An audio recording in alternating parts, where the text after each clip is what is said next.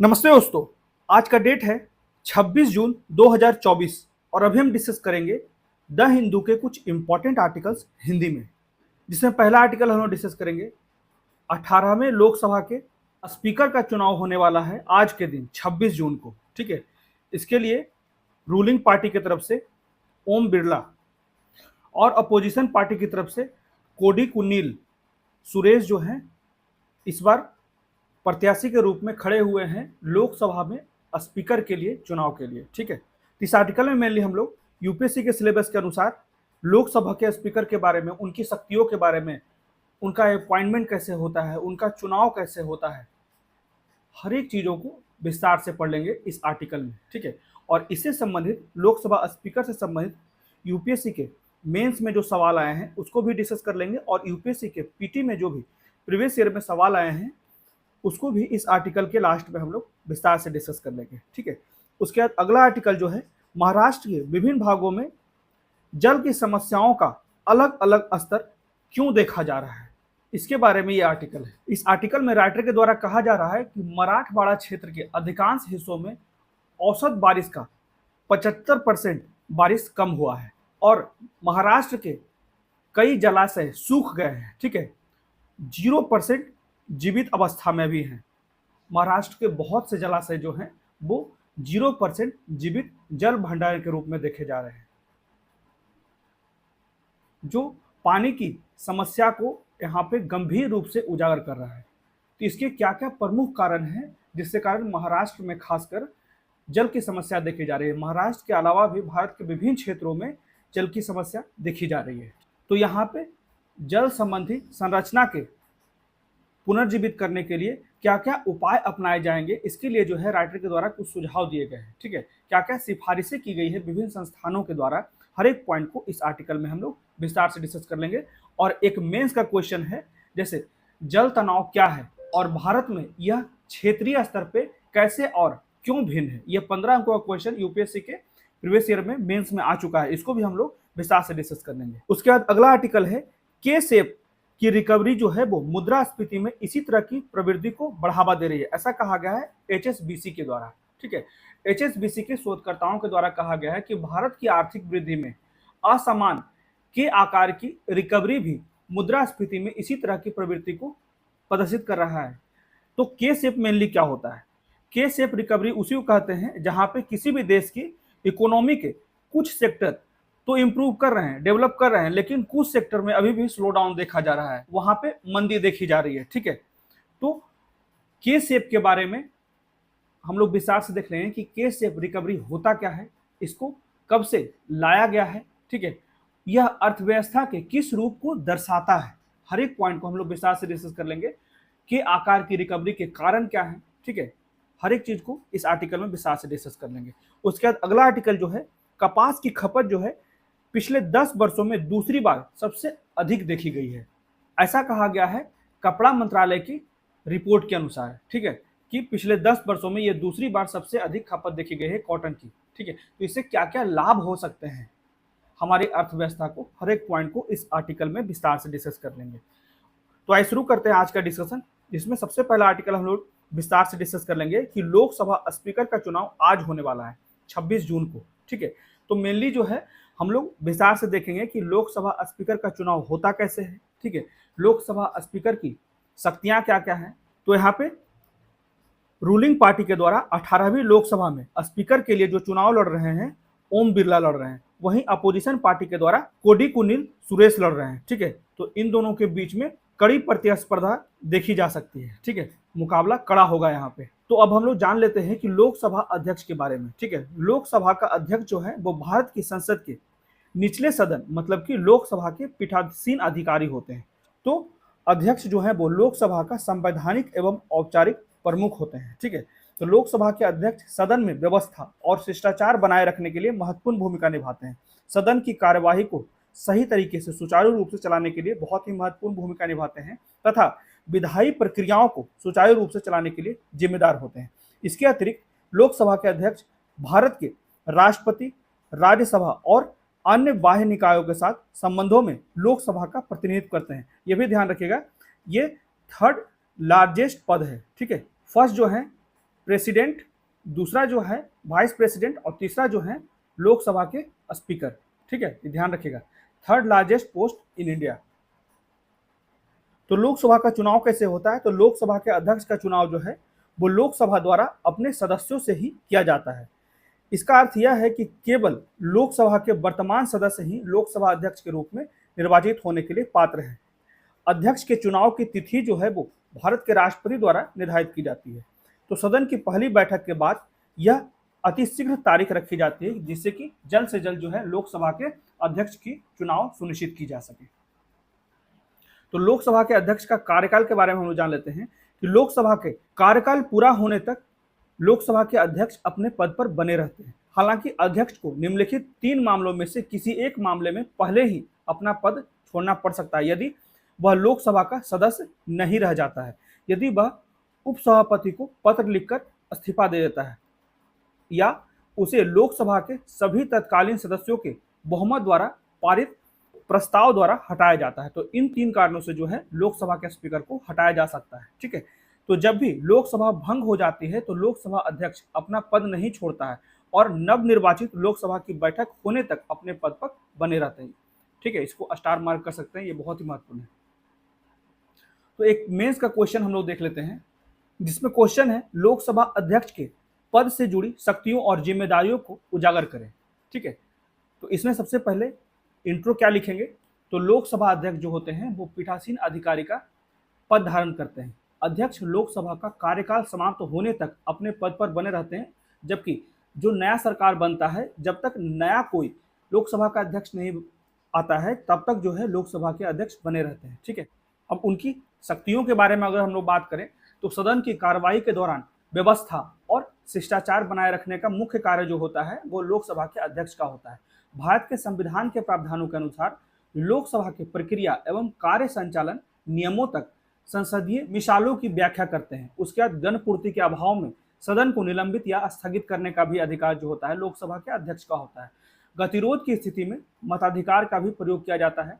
राष्ट्रपति द्वारा आहूत संयुक्त बैठक की अध्यक्षता भी करते हैं लोकसभा के अध्यक्ष। ठीक है, तो किसी विधेयक को धन विधेयक के रूप में प्रमाणित करने का कार्य भी जो है वो लोकसभा के अध्यक्ष का है। वहीं अंतर संसदीय संघ के भारतीय संसदीय समूह के पदेन अध्यक्ष के रूप में भी लोकसभा के अध्यक्ष कार्य करते हैं। यह मुख्यतः जो है लोकसभा के अध्यक्ष को इन शक्तियों का प्रयोग जिम्मेदारी, निष्पक्षता और स्वतंत्रता के साथ करने की बात की जाती है। ठीक है, तो यही कुछ महत्वपूर्ण पॉइंट्स हैं, खासकर लोकसभा सदस्य से जुड़ी शक्तियां और उनकी जिम्मेदारियों को सही तरीके से इस क्वेश्चन में व्याख्या करने की आवश्यकता है। उसके बाद एक कंक्लूजन जो कि हमेशा से फ्यूचरिस्टिक होना चाहिए। ठीक है, अब कुछ क्वेश्चन देख लेते हैं जो ऑलरेडी लोकसभा स्पीकर से संबंधित प्रीवियस ईयर क्वेश्चन पीटी में आ चुका है। ठीक है, तो ये 2017 क्वेश्चन है। निम्नलिखित कथनों पर विचार कीजिए, जिसमें पहला स्टेटमेंट है लोकसभा अथवा राज्य की विधानसभा के निर्वाचन में जीतने वाले उम्मीदवार को निर्वाचित घोषित किए जाने के लिए किए गए मतदान का कम से कम 50% पाना अनिवार्य है। उसका दूसरा स्टेटमेंट है भारतीय संविधान में अधिकथित उपबंधों के अनुसार लोकसभा में अध्यक्ष का पद बहुमत वाले दल को जाता है तथा उपाध्यक्ष का पद विपक्ष को जाता है। तो उपरोक्त में कितने कथन जो है वो सही है? तो यहाँ पे न तो पहला कथन सही है और न ही दूसरा कथन सही है। इसका सही उत्तर जो है ऑप्शन डी हो जाएगा, क्योंकि भारत में लोकसभा या राज्य विधानसभा के लिए चुनाव की सरल बहुमत प्रणाली है जिसमें चुनाव जीतने वाले उम्मीदवार को 50% से अधिक वोट प्राप्त करने की आवश्यकता नहीं होती है। तो इस प्रणाली में अधिकांश मतों को पाने वाले उम्मीदवार को ही निर्वाचित घोषित कर दिया जाता है, इसलिए जो है पहला कथन गलत है। वहीं दूसरे कथन की बात कर लें तो 10वीं लोकसभा तक उपाध्यक्ष और अध्यक्ष दोनों ही आमतौर पर सत्ताधारी दल के होते थे। ठीक है, तो 11वीं लोकसभा से इस बात पर आम सहमति बनी कि उपाध्यक्ष का पद मुख्य विपक्षी दल को जाता है और अध्यक्ष जो है वो सत्तारूढ़ दल से संबंधित होंगे। इसका अर्थ यह है कि राजनीतिक दलों के बीच एक अनौपचारिक आम सहमति है। ठीक है, अनऑफिशियल आम सहमति है, न कि संवैधानिक प्रावधान है। ठीक है, ये ध्यान रखिएगा, इसलिए जो है दूसरा भी कथन गलत है। अब बढ़ते हैं अगले क्वेश्चन की ओर। ये क्वेश्चन जो है 2022 के पीटी में आ चुका है। लोकसभा के उपाध्यक्ष के संबंध में निम्नलिखित कथनों पर विचार करें, जिसमें पहला स्टेटमेंट है लोकसभा के प्रक्रिया तथा कार्य संचालन नियमों के अनुसार उपसभापति का चुनाव अध्यक्ष द्वारा निर्धारित तिथि को होगा। उसका दूसरा स्टेटमेंट है यह अनिवार्य प्रावधान है कि लोकसभा के उपाध्यक्ष के रूप में उम्मीदवार का चुनाव या तो मुख्य विपक्षी दल से होगा या फिर सत्तारूढ़ दल से। उसके बाद तीसरा स्टेटमेंट है, सदन की बैठक की अध्यक्षता करते समय उपसभापति को अध्यक्ष के समान ही शक्ति प्राप्त होती है तथा उसके निर्णय के विरुद्ध कोई अपील नहीं किया जा सकती है। वहीं चौथा स्टेटमेंट है, उपसभापति की नियुक्ति के संबंध में सुस्थापित संसदीय प्रथा यह है कि प्रस्ताव अध्यक्ष द्वारा प्रस्तुत किया जाता है तथा प्रधानमंत्री द्वारा उसका विधिवत समर्थन किया जाता है। तो उपरोक्त में से कितने कथन जो है वो सही है? तो यहाँ पे पहला कथन और तीसरा कथन, ठीक है, यही दोनों सही है। इसका सही उत्तर जो है ऑप्शन ए हो जाएगा, ठीक है, क्योंकि उपसभापति के चुनाव की तिथि जो है वो लोकसभा के अध्यक्ष के द्वारा किया जाता है, ये ध्यान रखिएगा। इसलिए जो है पहला कथन सही है। उसके बाद 10वीं लोकसभा तक अध्यक्ष और उपाध्यक्ष दोनों ही आमतौर पर सत्ताधारी दल से होते थे, इसलिए जो है कोई जरूरी नहीं है कि हमेशा से उपाध्यक्ष के रूप में जो उम्मीदवार होंगे वो सत्तारूढ़ दल से होंगे या फिर विपक्षी दल से होंगे, ये अनिवार्य प्रावधान नहीं है, इसलिए दूसरा कथन गलत है, ठीक है। तीसरा कथन सही है, क्योंकि सदन की बैठक की अध्यक्षता करते समय उपसभापति के पास जो है वो अध्यक्ष के समान ही शक्ति होती है और उसके निर्णय के विरुद्ध कोई भी अपील नहीं हो सकता है, ठीक है, इसलिए जो है तीसरा कथन सही है। चौथा कथन क्यों गलत है? तो इस प्रकार निर्धारित तिथि से पहले वाले दिन दोपहर से पहले किसी भी समय कोई भी सदस्य महासचिव को संबोधित करते हुए लिखित रूप में नोटिस दे सकता है कि किसी अन्य सदस्य को सदन का उपसभापति चुना जाए और नोटिस का समर्थन किसी तीसरे सदस्य द्वारा किया जाएगा और नोटिस के साथ उस सदस्य का एक बयान भी होगा जिसका नाम नोटिस में प्रस्तावित है कि प्रस्तावित सदस्य उपसभापति के रूप में काम करने के लिए इच्छुक हैं, इसलिए जो है यहाँ पे चौथा कथन गलत है, ठीक है। अब बढ़ते हैं अगले आर्टिकल की तरफ। इसमें कहा जाता है analysing Maharashtra water crisis, Maharashtra के विभिन्न भागों में जल तनाव का स्तर अलग अलग क्यों है, इसके बारे में हम लोग विस्तार से पढ़ लेते हैं कि पिछले साल मानसून की कमी के बाद महाराष्ट्र सरकार ने इस साल के शुरुआत में राज्य के कई हिस्सों को सूखाग्रस्त घोषित कर दिया है। मराठवाड़ा क्षेत्र के अधिकांश हिस्सों में औसत बारिश का 75% कम बारिश हुआ है, जिसके कारण इसका प्रतिकूल प्रभाव देखा जा रहा है कि बहुत सारे क्षेत्रों में जल की समस्या उत्पन्न हो गई, जहां कुएं सूख गए हैं और अधिकारियों ने पीने का पानी और सिंचाई के लिए पानी उपलब्ध कराने के लिए टैंकर उपलब्ध कराए हैं, ठीक है। जो क्षेत्र के कई जलाशयों, खासकर बीड, ये क्षेत्र का नाम है, बीड और धाराशिव जिलों में 0% जीवित जल भंडारण बचा हुआ है, ठीक है, ये ध्यान रखिएगा 0%, जहां पे जो मुख्य स्रोत है जल के वो मैक्सिमम जलाशय सूख गए हैं, ठीक है। तो यह स्थिति राज्य के तटीय क्षेत्रों से बिल्कुल अलग है, जहां अक्सर बारिश बहुत ज्यादा होती है जिससे गंभीर बाढ़ आ जाते हैं। इसी में आगे कहा जाता है कि ऐसी विरोधाभासी परिस्थितियां वास्तव में पूरे देश में देखी जा रही है, जहां अलग अलग जलवायु, कृषि संबंधी विशेषताएं, जल स्रोत और मानव चालित भूमि उपयोग परिवर्तन ने विभिन्न परिदृश्यों में कई चुनौतियां पैदा कर दी है, जो जलवायु परिवर्तन से और भी ज्यादा बढ़ जा रहा है, ठीक है। इसी के कारण महाराष्ट्र में जो है इतना ज्यादा जो है सुखाड़ देखा जा रहा है, ठीक है, बहुत से क्षेत्रों में जल की कमी देखी जा रही है। इसी के लिए जो है पर्यावरण और जल परिवर्तन विभाग महाराष्ट्र सरकार ने India climate collaborative WOTR centre for resilience studies, ठीक है, और वाटरशेड ऑर्गेनाइजेशन ट्रस्ट के साथ मिलकर जो है, ये सभी का नाम याद रखिएगा संस्थान का, क्योंकि ये सभी एक साथ मिलकर जो है महाराष्ट्र के जल संकट से निपटने के लिए प्राकृतिक पारिस्थितिकी तंत्र प्रबंधन का उपयोग करके पानी को सुरक्षित करने के तरीके पर एक विस्तृत रिपोर्ट जारी की है, ठीक है। तो रिपोर्ट में 3 महत्वपूर्ण जल प्रणालियों पर सबसे ज्यादा प्रकाश डाला गया है, जिसमें नदी प्रणालियां, बड़ी नदी घाटियों के भीतर छोटी कार्यशील इकाइयां, उसके बाद दूसरे पॉइंट में कहा जाता है कि वर्षा आधारित या भूजल पर निर्भर प्रणालियां, मुख्य रूप से वर्षा आधारित कृषि वाले क्षेत्र, कुआं, बोरवेल से मौसमी सिंचाई द्वारा पूरित होती है। और तीसरा यहाँ पे ध्यान दिया जाता है नहर सिंचाई प्रणाली, जो कि सिंचाई के लिए बांधों से बने पानी की उपलब्धता सुनिश्चित कराती है। तो इन 3 चीजों को जो है ज्यादा से ज्यादा रिपोर्ट में ध्यान दिया जाता है कि जिससे इन जल के स्रोतों को सही तरीके से प्रबंधित करके हम लोग सुखाड़ से कुछ हद तक बच सकते हैं, ठीक है। तो सिफारिशें क्या क्या की गई है इस रिपोर्ट में? तो सभी चुनौतियों का समाधान करने के लिए स्वस्थ प्राकृतिक पारिस्थितिकी तंत्र जल तक दीर्घकालिक पहुंच सुनिश्चित करने की दिशा में पहला कदम है, जो मानव समाज के कल्याण का आधार है। लाभ साझा करना, स्थानीय शासन और लोगों के लिए अस्थायी आय, दीर्घावधि में जल हस्तक्षेप को बनाए रखने के लिए बहुत ही महत्वपूर्ण है जल का स्रोत। इसके अतिरिक्त जलवायु जोखिम के प्रति लचीलापन विकसित करना, ठीक है, जिससे कि हम लोग क्लाइमेट चेंज से संबंधित समस्याओं को सही तरीके से निपटने में सक्षम हो सकें। इसके परिणाम स्वरूप पारिस्थितिकी तंत्र आधारित अनुकूलन दृष्टिकोण का चयन किया जाएगा, ठीक है।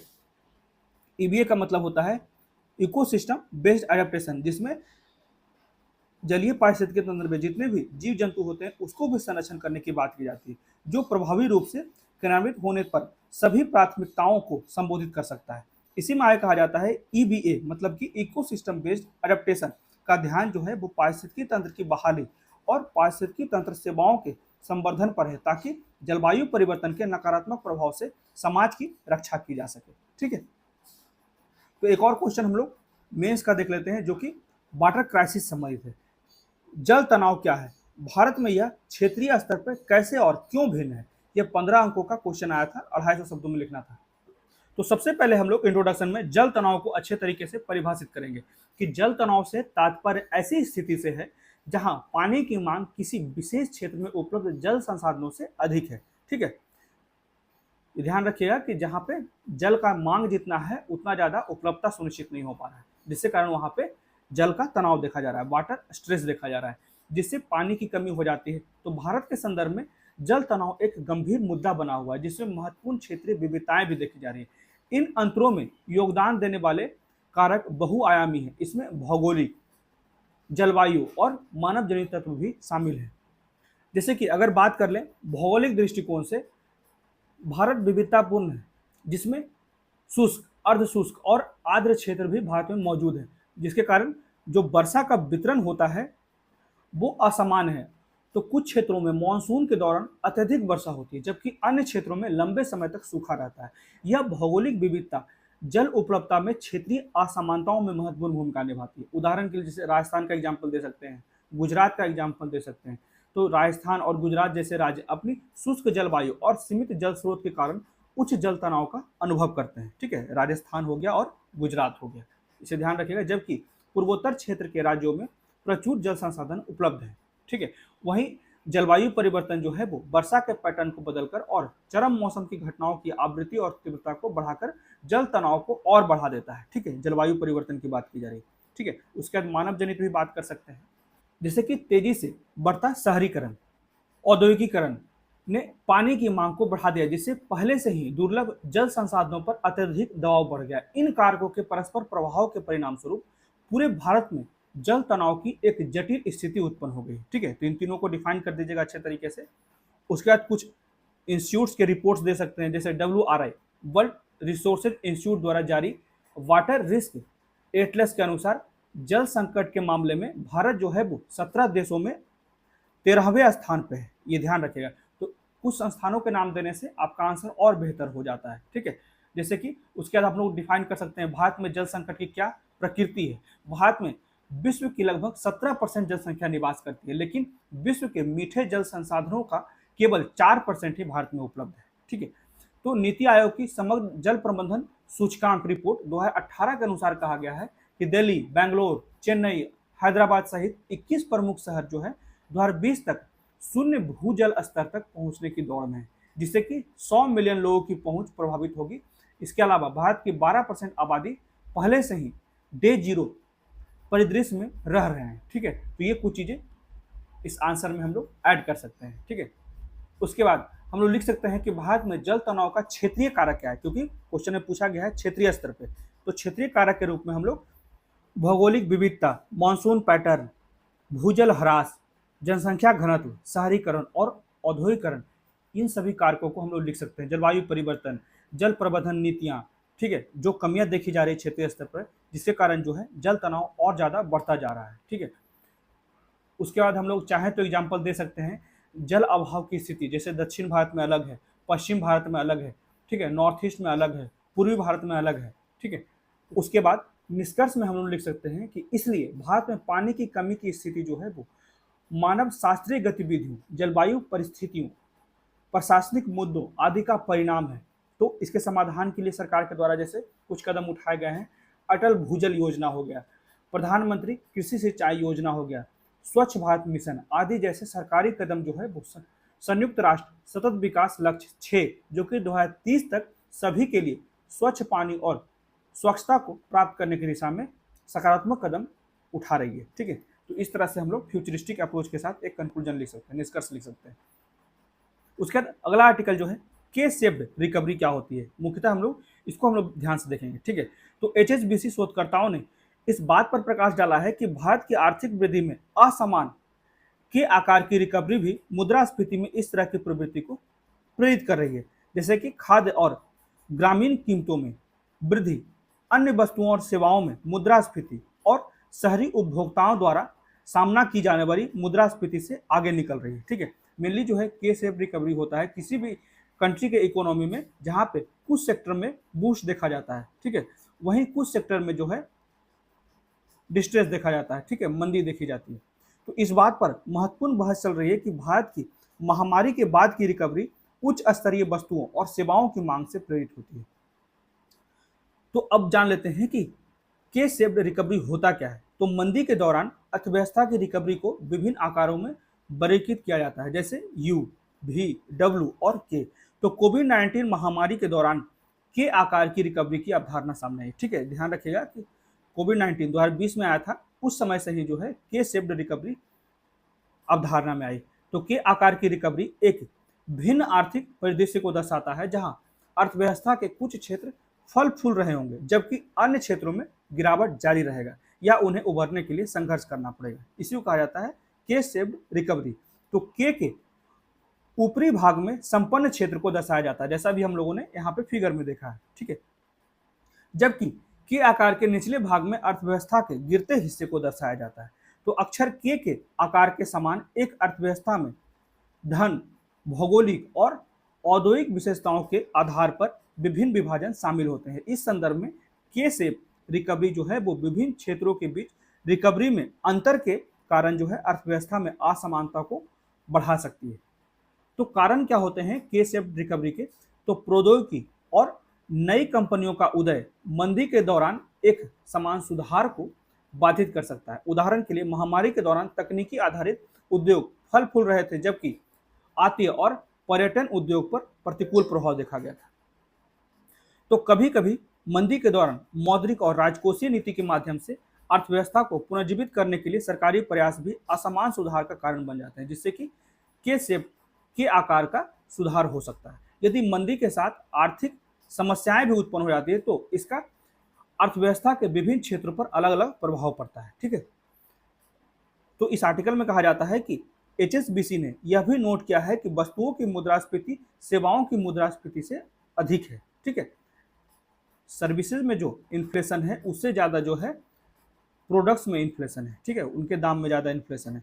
तो एचएसबीसी के मुख्य अर्थशास्त्री प्रांजुल भंडारी ने संकेत दिया है कि महामारी और जलवायु परिवर्तन जैसे विकास में भिन्नता लाने वाले झटके कीमतों में भी भिन्नता ला सकते हैं। ठीक है, तो महामारी के कारण ही जो है के शेप को इंट्रोड्यूस किया गया था, के शेप रिकवरी को।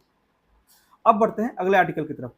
देखा गया है कि पिछले 10 वर्षों में लगातार दूसरी बार जो है कॉटन का कंजम्पशन जो है अधिक हुआ है। ठीक है, कपड़ा उद्योग की रिपोर्ट के अनुसार चालू विपणन सत्र अक्टूबर 2023 से सितंबर 2024 के लिए कपड़ा उद्योग की कपास खपत जो है एक दशक में दूसरी सबसे अधिक रही है। ठीक है, तो सोमवार को आयोजित कपास उत्पादन और खपत समिति की तीसरी बैठक में इस उच्च खपत के आंकड़ों को दर्ज किया गया, जिसमें 307 लाख गांठों की अनुमानित मांग है। तो कुल मांगों से लगभग 103 लाख गांठें जो है एमएसएमई कपड़ा इकाइयों के लिए जिम्मेदार है। ठीक है, तो सीजन के लिए अपेक्षित आंकड़ों में 325.22 लाख गांठों का कपास उत्पादन, 12 लाख गांठों का आयात और 28 लाख गांठों का निर्यात भी शामिल है। तो सीजन के समापन पर 47.38 लाख गांठों को स्टॉक के साथ समापन का अनुमान किया गया है। ठीक है, तो उद्योग के हितधारकों ने बताया है कि भारतीय कपास की कीमतें जो है वो अंतर्राष्ट्रीय कीमतों से अधिक है और कपड़ा मिलें जो है 75 से 80% क्षमता पर काम कर रही है। इसी कारण जो है कपास का लगातार कंजम्पशन बढ़ता जा रहा है। ठीक है, अब देख लेते हैं कपास से संबंधित जो कि यूपीएससी के प्रीवियस ईयर में कुछ क्वेश्चंस आ चुके हैं, उसको भी डिस्कस कर लेते हैं। जैसे में यहाँ पे क्वेश्चन है कि यह फसल उपोष्ण कटिबंधीय प्रकृति की है और इसके लिए कड़ाके की ठंड हानिकारक है। इसके विकास के लिए कम से कम 210 ठंड मुक्त दिन, मतलब कि थोड़ी गर्मी होनी चाहिए, ठंड नहीं होनी चाहिए, ठीक है, और 50 से 100 सेंटीमीटर वर्षा की आवश्यकता होती है। नमी बनाए रखने के लिए सक्षम हल्की और अच्छी जल निकासी वाली मिट्टी इस फसल की खेती के लिए आदर्श है। तो निम्नलिखित में से वह फसल कौन सी है? इसका सही उत्तर जो है कपास है, ठीक है। उसके बाद अगला क्वेश्चन है, ये 2022 में यूपीएससी के पीटी में आ चुका है। निम्नलिखित में कौन से कार्यकलाप अर्थव्यवस्था में वास्तविक क्षेत्रक, ठीक है, रियल सेक्टर का निर्माण करते हैं? जिसमें पहला ऑप्शन है किसानों का अपनी फसलें काटना, दूसरा स्टेटमेंट है कपड़ा मिलों का कच्चे कपास को कपड़े में बदलना, तीसरा ऑप्शन है किसी वाणिज्यिक बैंकों का किसी व्यापारी कंपनी को धनराशि उधार देना, उसके बाद चौथा स्टेटमेंट है किसी कॉरपोरेट निकाय का विदेश में रुपया अंकित मूल्य के बॉन्ड जारी करना। इसमें कितने कथन जो हैं वो रियल एस्टेट को सही तरीके से प्रदर्शित करते हैं। तो यहाँ पे सही उत्तर जो हो जाएगा ऑप्शन ए हो जाएगा, क्योंकि जो फाइनेंशियल सेक्टर में ये सब आते हैं, ठीक है, ये ध्यान रखिएगा, इसलिए इसका सही उत्तर ऑप्शन ए हो जाएगा। तो ये थे आज के द हिंदू के कुछ इंपॉर्टेंट आर्टिकल्स, और आर्टिकल से संबंधित कुछ मेंस के क्वेश्चन को हम लोगों ने विस्तार से डिस्कस किया। कुछ पीवाईक्यू जो कि पीटी में आ चुके प्रीवियस ईयर क्वेश्चन हैं उसको भी हम लोगों ने विस्तार से डिस्कस किया। तो कैसा लगा आज का डिस्कशन, प्लीज़ मुझे कमेंट करके बताएं, और मेरे वीडियो को ज़्यादा से ज़्यादा लाइक करें, शेयर करें, और मेरे चैनल को सब्सक्राइब